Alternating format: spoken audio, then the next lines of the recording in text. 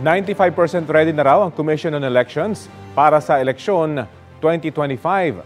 Ayon kay COMELEC Chairman George Garcia, nasusunod ang schedule ng iba't iba nilang paghahanda gaya ng pag-imprenta ng balota.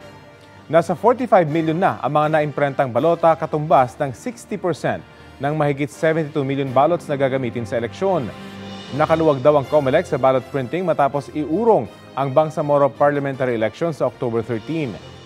Habang papalapit ang eleksyon, dumami rin ang lumabag sa election gun ban. Sa monitoring ng PNP as of February 23, 1,183 ang mga nahuling lumabag. Mga sibilyan pa rin ang karamihan sa mga naaresto.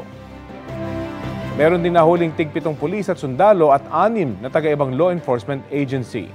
24 na security guard, tig-2 elected at appointed na opisyal ng gobyerno, 6 na dayuhan at 2 menor de edad.